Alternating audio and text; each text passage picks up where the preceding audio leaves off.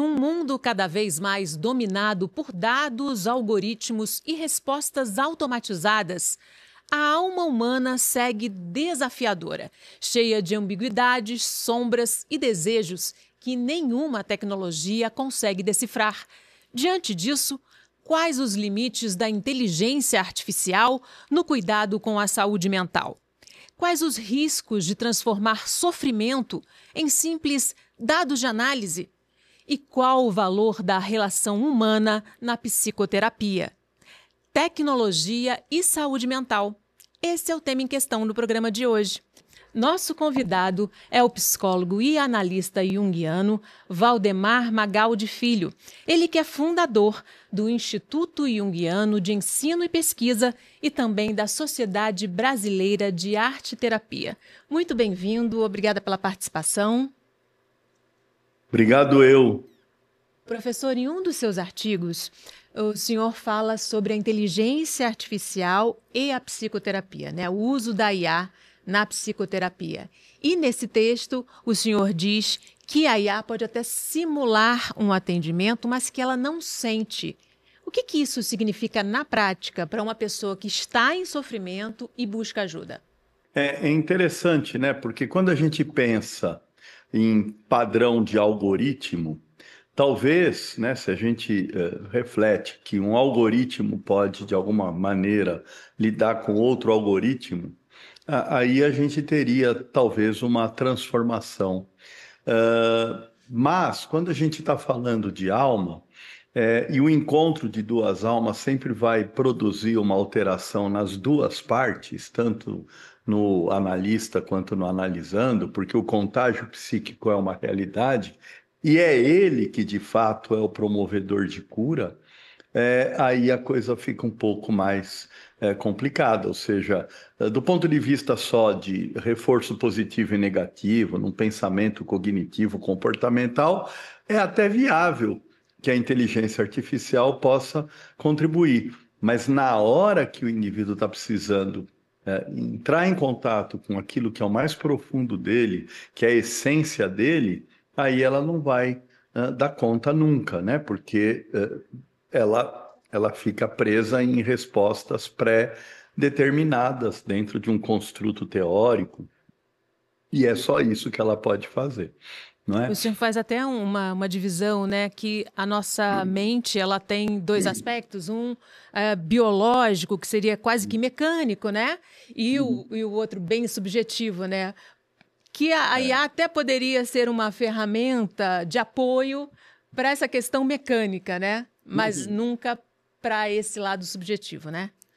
Eu brinco que é que nem livro de autoajuda, que acaba ajudando muito quem produziu o livro, a editora, tal, né?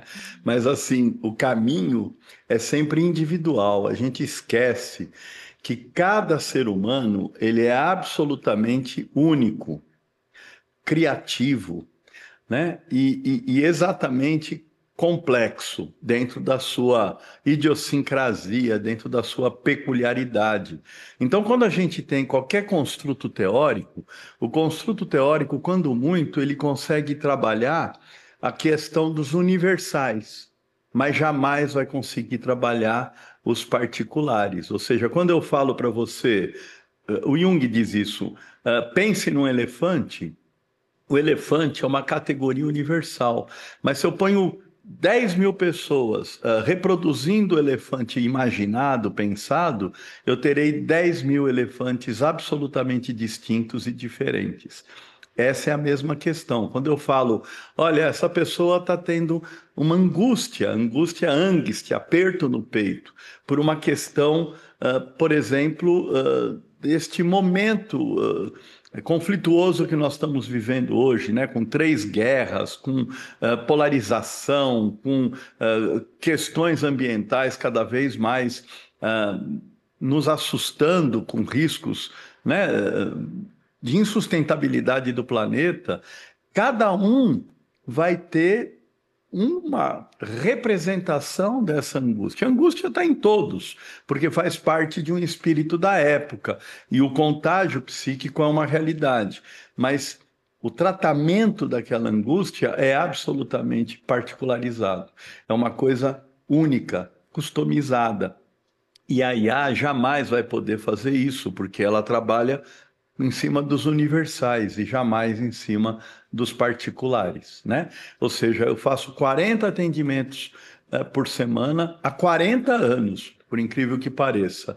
E em cada atendimento eu sou único e atendo uma pessoa única. Eu não atendo um depressivo, eu atendo a Maria, eu atendo o João, a Luciana, a Rita, e que cada um tem lá a sua causa, mas também tem o seu porquê da depressão, porque a gente entende que todo sintoma, seja ele físico, psíquico, comportamental, ele é uma questão de conflito entre a totalidade daquele ser humano, ou seja, nessa totalidade corpo, alma, espírito e mente, né? Dentro da realidade existencial dela. Eu vou citar aqui até um trecho desse artigo que eu gostei muito, que fala que a alma não se nutre de respostas prontas. Ela habita justamente nos interstícios das incertezas, nas perguntas que não cabem em algoritmos, na coragem de enfrentar o caos para germinar novas formas de existir. Aí eu queria que você falasse um pouquinho dessa função transcendente da psicologia analítica, né? Que não cabe nos algoritmos. Porque então, a psicologia analítica, que ela é, na minha visão, é a abordagem psicoterapêutica mais importante para o mundo que nós estamos vivendo hoje, ela vai muito além das ondas psicológicas que aconteceram ao longo do desenvolvimento dessa ciência, né? Então começa lá com o behaviorismo, comportamentalismo, né? Estímulo positivo, reforço positivo, estímulo negativo, reforço negativo, lidando com o comportamento, né? Sem levar em consideração o inconsciente, a alma, tudo. Aí surge uma segunda onda da psicologia, que é a psicanálise, vem com Freud, onde ele acaba falando que o princípio maior de todo ser humano é a busca do prazer. Ele está muito enredado numa dimensão ainda animal do ser humano, né? Dopaminérgica mesmo. E ele Mais mecânica mesmo, né? Oi? Mais ligado ao mecânico, ao biológico. Ao mecânico, ao bios e não ao zoé, né? Que é a dimensão espiritual e tudo mais. Até nega isso, inclusive. Então, essa segunda onda, ela tenta instrumentalizar a consciência egóica para se defender do inconsciente e se adaptar à realidade, né? A realidade depois ele chamou de superego, né? E o inconsciente é o id, de forma bem grosseira, né? Aí tem a terceira onda, que é o humanismo, que vem com Rogers e tal, que já é muito legal, porque já está centrada no indivíduo.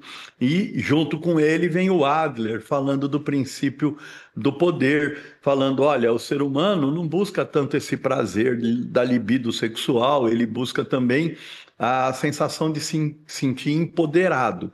E de certa forma, sim, tanto é que o que a gente vê de curso de empowerment, né, de empoderamento, os coach, todo mundo tem que ser sucedido, tem que ser bem sucedido, tem que ser vencedor, tem que ter poder. São muitas as necessidades do ser humano, na verdade, né? Isso aí. E aí surge o Jung, com a quarta onda, que trabalha nessa dimensão mais transpessoal, dizendo assim, olha, o comportamentalismo, ele tem sentido, sim, até um certo momento da evolução do indivíduo. A ideia da psicanálise com a libido sexual e a dopamina do prazer também tem sentido, porque tem um monte de ser humano que vive muito em função disso, mas na medida que ele vai evoluindo, ele vai querer, sim, o poder. Mas só o poder não resolve. Ele vai encontrar, talvez, a necessidade de buscar um sentido maior para a vida, um significado para a existência. E para isso ele tem que lidar com as questões que geram angústia, né? De onde vim, para onde eu vou, quem eu sou, qual é o sentido da vida, qual é o significado disso tudo. Eu estou aqui só para, né, sobreviver e esperar a morte chegar e acumular o máximo que eu puder de momentos efêmeros de prazer, uma grande dúvida, né?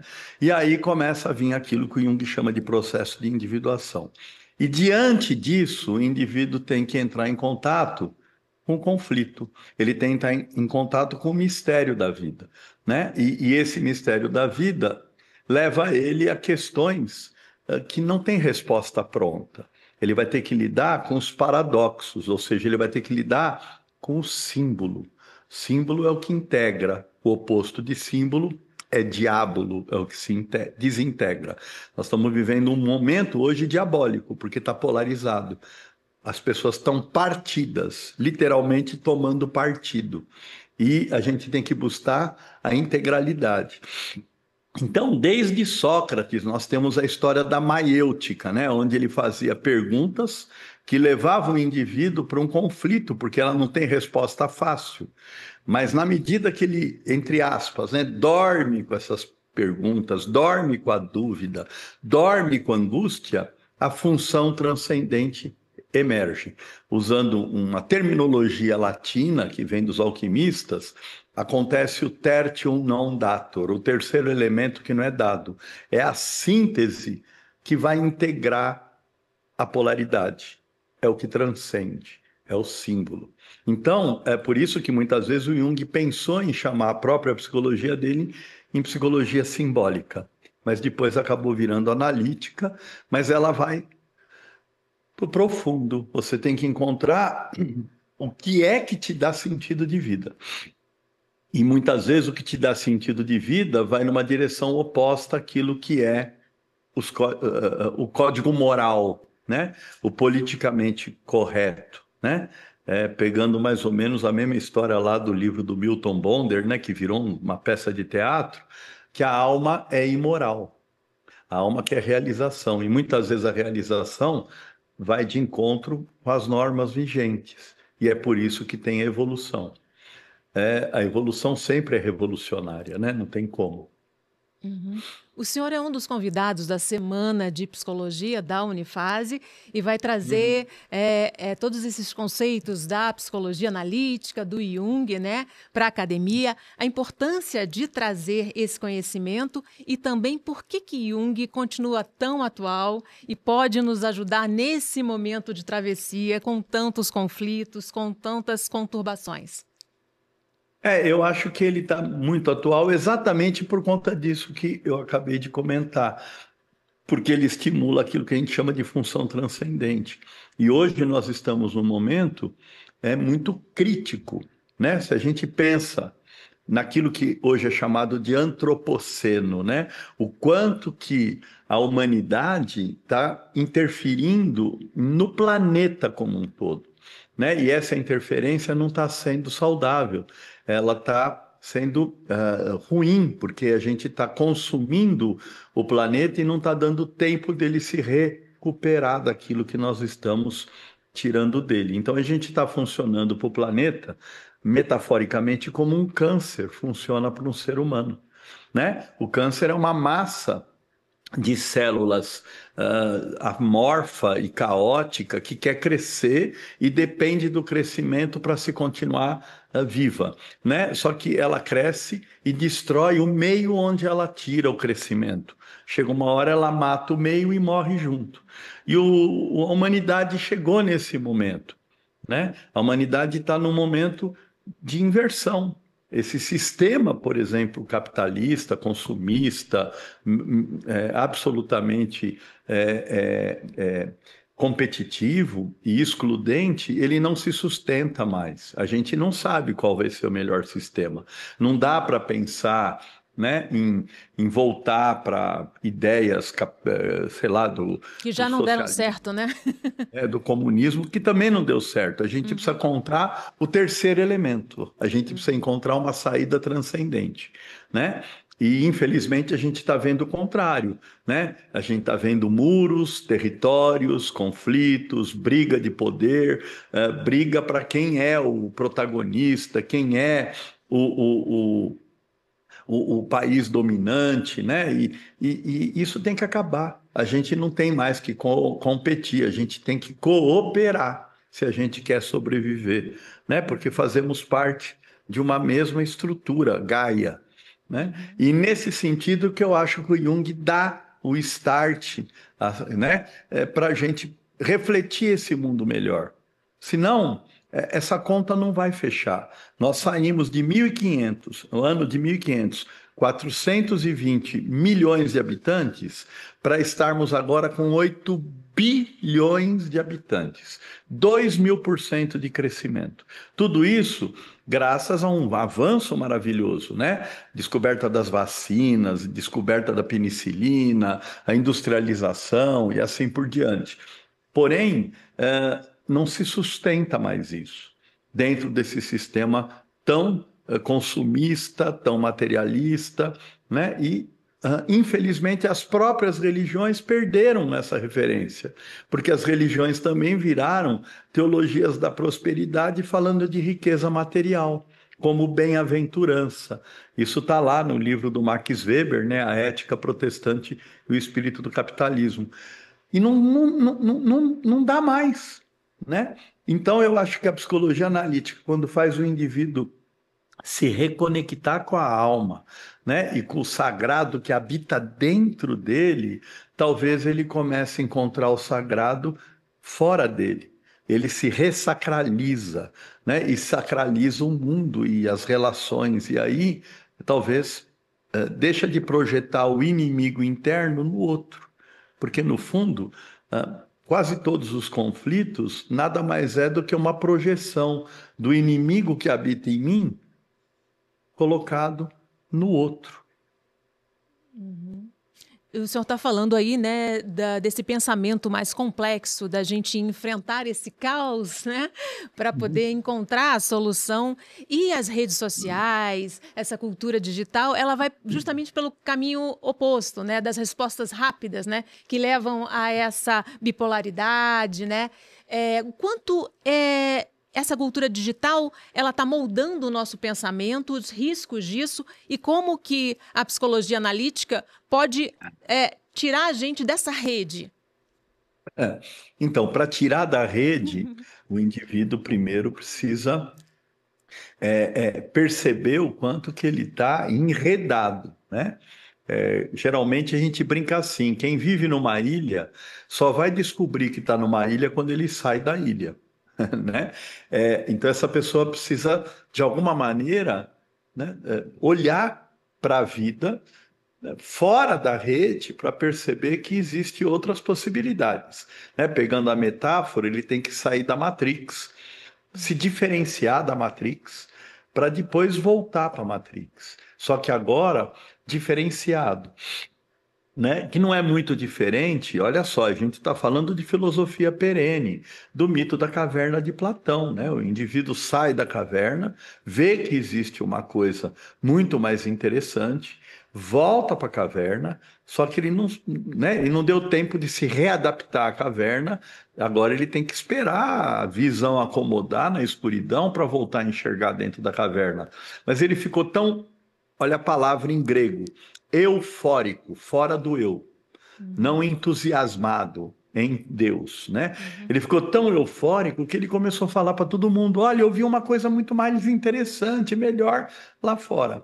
Aí perceberam que ele estava cego e mataram ele e ninguém saiu, né? Se ele tivesse se diferenciado da caverna, olhado aquilo tudo, voltado para a caverna, se readaptado e aos pouquinhos sensibilizando um, sensibilizando o outro. Primeiro, ele não teria morrido, e segundo, ele poderia ter arrebanhado pessoas para ter uma consciência maior, além da caverna, para saírem da caverna e novamente voltarem e ir convencendo mais gente para sair da caverna. A revolução verdadeira, ela é silenciosa e no íntimo de cada um. É daí que a gente fala, se você quer mudar o mundo, comece mudando a você mesmo. E é aí que a psicologia analítica entra. Por isso que não cabe uma psicologia de massa, como, por exemplo, a IA ou qualquer outra dessas que o pessoal aí acha que consegue fazer, né, de forma quase que mágica, né? Professor, os algoritmos, eles podem estar moldando, de certa forma, o inconsciente coletivo? Então, o inconsciente coletivo ele não é moldado assim, né? Porque ele é constituído por coisas que são muito antigas, muito arraigadas, que a gente chama de arquétipos, né? Marcas primordiais, né? O que nós temos, sim, é que com essa mudança, né, de padrão socioeconômico, cultural, a gente vai mudando a consciência coletiva e os inconscientes pessoais, não o inconsciente coletivo. Né? No inconsciente pessoal é que estão os complexos para Jung. O inconsciente coletivo são os arquétipos, e lá que está todo o manancial de cura e de criatividade. Né? Então, e é isso que, por exemplo, o Freud não conseguiu acessar, porque ele entende que o inconsciente é sempre coisa que não é muito adequada, agradável, inadequada para o espírito da época. Então, ele fortalece o ego para se defender do inconsciente. O Jung não. Você tem que estruturar a sua consciência para ela ficar flexível. Na verdade, a palavra é estruturante, e deixar que esse material do inconsciente direcione a sua vida. Por isso que no fim da vida do Jung, no início do livro Memória, Ações e Reflexões, ele fala: a minha vida é a história de um inconsciente que se realizou. O Freud, se tivesse que fazer uma dessa, ele falaria: a minha vida é a história de um ego que tentou dominar, conter, tolher o inconsciente, mas não deu conta. E por isso que teve que tomar uma overdose de morfina para aliviar a dor e morrer. Porque não dá para silenciar o inconsciente, na verdade, né? Que é muito maior, né? Assim, a consciência é como se tivesse na ponta de um iceberg, tá? O ego. A parte do iceberg que está visível acima do mar, do nível do mar, seria a consciência acessável. O iceberg, que é muito maior, que está para baixo do mar, seria o inconsciente pessoal. Mas o oceano todo é o inconsciente coletivo. É a totalidade. Dá para a gente falar um pouquinho mais sobre como esse inconsciente pessoal e o inconsciente coletivo, como eles se influenciam, como é que há essas trocas? É que, na verdade, e a gente está falando aqui didaticamente, mas tudo é um campo, Uhum. né? E você não tem essa divisão, né? É como se fosse assim: quando você é concebida, você né? Você carrega toda a história da humanidade em você, né? Você é o inconsciente coletivo, né? À medida que você vai evoluindo, primeiro fisicamente, né? Começa a estar formando aquilo que seria as estruturas cerebrais e o inconsciente pessoal. É interessante, né? Um feto, a partir da 14ª semana gestacional, já sonha e já tem episódio REM. Está sonhando com o quê? Né? O que está vindo de imagem, né? de conteúdos, né? E aí, a partir do momento que nasce, começa a vir a consciência, que vai estar mais aflorada por volta de 3 anos de idade, quando a criança passa a se chamar na primeira pessoa, eu, né? Até então ela fala o bebê, o nenê, né? Ou se chama pelo nome, né? Então, nesse momento surge o ego, que vai estar pleno mesmo, porque depende do cérebro, só por volta dos 22 anos de idade, né? Mas o tempo todo a gente está sendo impregnado por esse conteúdo, né? É uma ilusão achar que todas as minhas escolhas e decisões são tomadas exclusivamente pela consciência, né?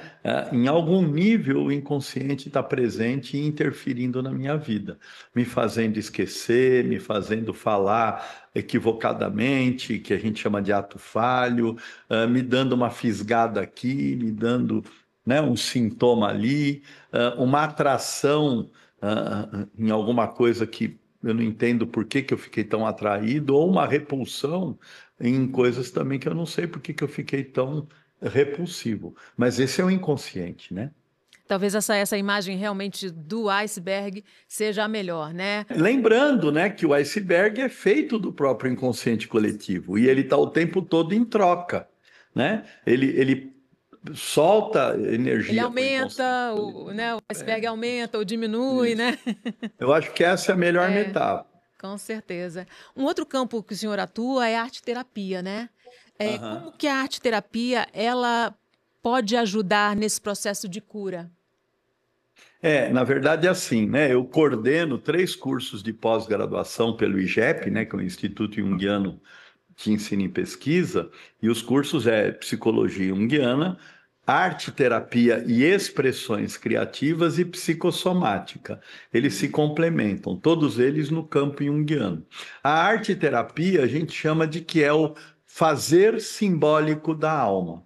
Então, quando o indivíduo está numa situação onde ele não tem condições de expressar racionalmente, intelectualmente, os conflitos dele, mas ele está lá deprimido, angustiado, ansioso, mas ele não consegue nem identificar o que é.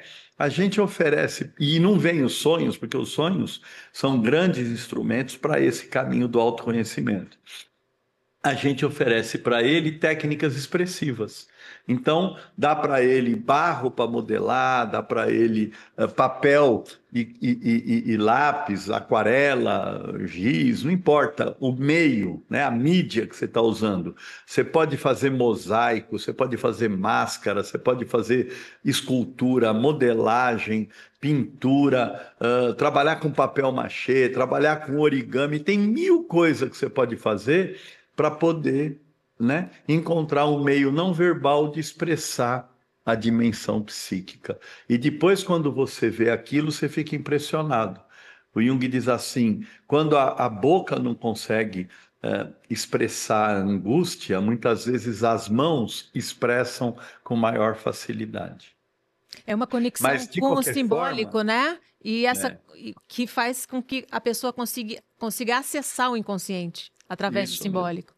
Acessar os conflitos que estão lá, drenando a energia psíquica dele para ir num caminho de progressão, adaptação, evolução e realização, Era um pouco do né? que a Anísio da Silveira fazia também, né? Não, um pouco não, é muito do que a Anísia da Silveira fez, né? A Anísia foi minha supervisora lá no passado muito longínquo. E ela desenvolveu o ateliê expressivo, né? O ateliê terapêutico. Então ela botava artistas plásticos lá, os doentes mentais começavam a se interessar para ver aquilo que eles estavam fazendo e passavam a fazer os seus trabalhos. E na medida que eles iam fazendo, eles iam encontrando harmonização, né?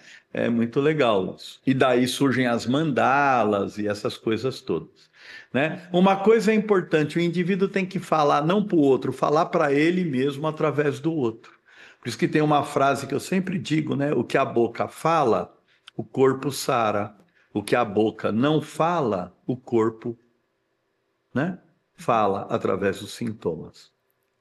O senhor também coordena uma pós-graduação em psicossomática, né?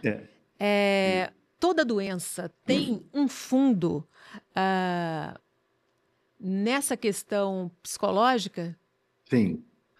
A gente tem absoluta certeza que não existe doença psicossomática e doença somática psíquica. Não tem essa divisão, Toda, né?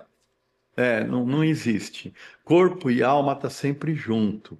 O problema é que as pessoas, na verdade, nem compreendem direito o que é doença. Hoje, infelizmente, a medicina da sociedade de consumo, ela tenta eliminar sintoma. E o sintoma é a expressão da doença. Então, você tira o sintoma, tipo a dor de cabeça, ou a gastrite, ou a psoríase, mas não sabe qual é a doença. Aonde que está o adoecimento do Você indivíduo? só calou, Aí mas você ela tá lá, tira, né? você tira a expressão do sintoma, vai vir um sintoma pior. É como se você botasse uma rolha no vulcão, né? Então aquele vulcão deixa de se expressar naquele lugar, mas vai provocar um terremoto, um maremoto, vai explodir outro vulcão, porque é tudo vaso comunicante, é uma totalidade. Ok, infelizmente nosso tempo terminou. Agradeço muitíssimo sua participação, professor Valdemar. Eu que agradeço, espero que no evento a gente consiga ter mais espaço, né? Eu adoro perguntas, né? Para poder interagir com o pessoal, porque eu acho que graças às perguntas a gente vai acolhendo aquilo que é a curiosidade, a demanda, né? Eu estou sempre muito aberto para essa troca. E onde eu puder estar contribuindo para esse pensamento mais integral, transpessoal, holístico, eu tentarei contribuir. Muito Muito obrigado. obrigada. E a gente tem um encontro marcado no próximo Em Questão. Espero você. Até lá.